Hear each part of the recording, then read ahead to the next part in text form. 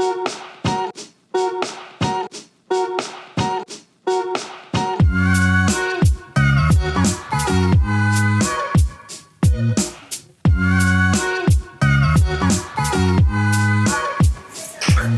how we doing, guys? It's Justin Consigli here, back with my second podcast. So, I recently wrote an article that went in depth about how offensive linemen don't get nearly as much love as the running backs, QBs, wide receivers do.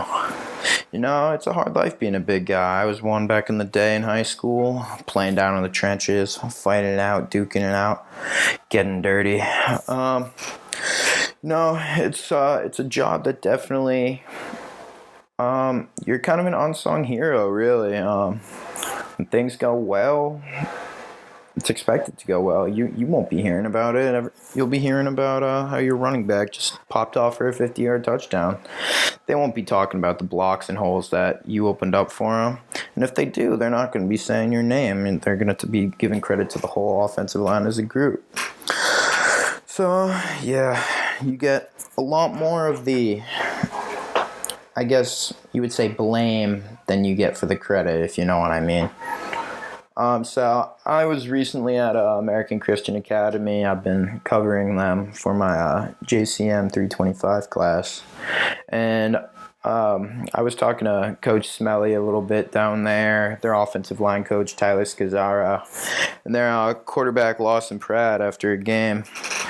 I told them I was writing this column, and they all had a very similar input, I'd say, about the life of an offensive lineman. Coach Scozarro is their offensive line coach, and he had some of the best insight that I could have possibly asked for. He just finished up his college playing career, and he's a first-year coach now at ACA, coaching the offensive line. And he played at Jacksonville State. He was a two-time All-American there at center.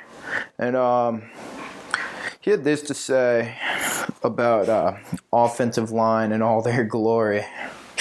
You know, I think when it comes to O-line, it's all about the little things, because literally if you mess up and you don't step 6 inches, the whole play could be messed up. And, you know, it is the most criticized position in football, and you got to be a strong person to, you know, take the blame when it is, but you got to be able to take it when you're doing good and nobody's, you know, praising you. And here, the O-line, you know, it's a different position because it's a unit. That's the only position on the field where people play five, you know, as a unit. And, you know, them playing as unit, that's definitely a big characteristic of offensive linemen.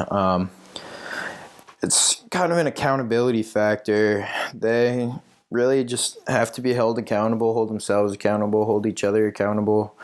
Because, you know, when one player messes up, misses that block, that blows up the entire play. And, you know, that one lineman's not going to catch the heat for that. That's going to go down on the entire offensive line. The play's going to be ruined. Play could come back for a penalty. And, you know, just negating a big run, shooting yourselves in the foot. And, you know, that's what a lot of casual fans see. They see that a touchdown's wiped off the board. That ruins their fantasy team. That's their team, a touchdown off the board. And, you know, fans come out to watch offense. And Coach Smelley definitely felt like that was a big part of it as well. Offense is what puts the seats in the stands, you know, fills the seats.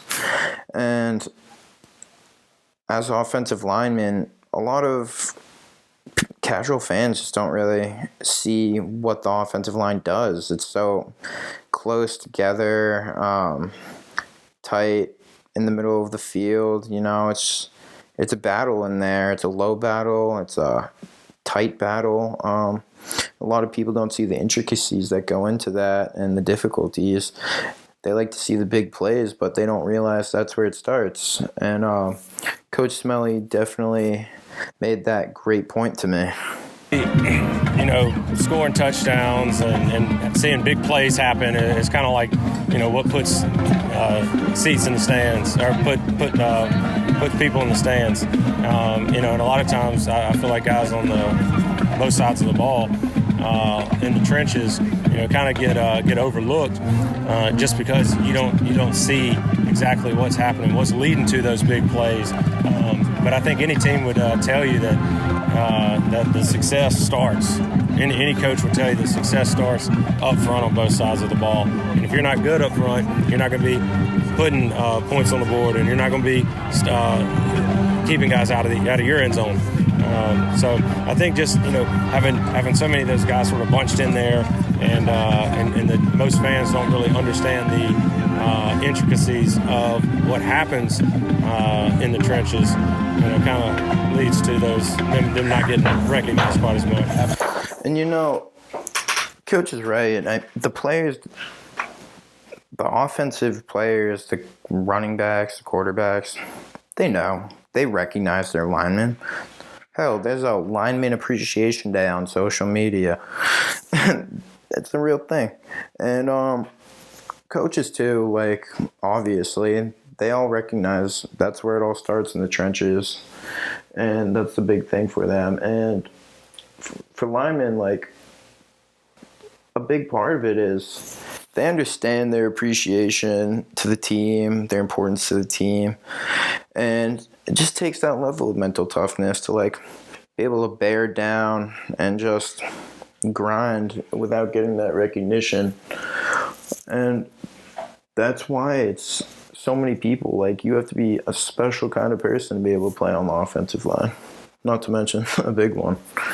But yeah, quarterback Lawson Pratt also had the same sentiment to offer about how it all starts at the offensive line, and how really the credit is not really there for them, and how they're underappreciated. But he recognized them. He knows that the team recognizes them, and he knows that's where it all starts.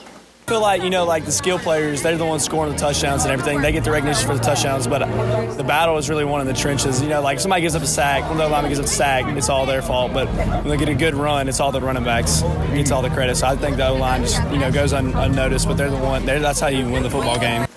So when it comes down to it, you just gotta appreciate the offensive linemen, the big boys up front.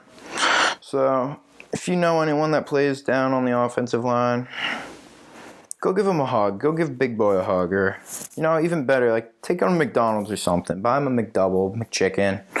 Maybe even a McFlurry if the machine's working. But these guys aren't appreciated enough for what they do on the field by the average fan, by the media.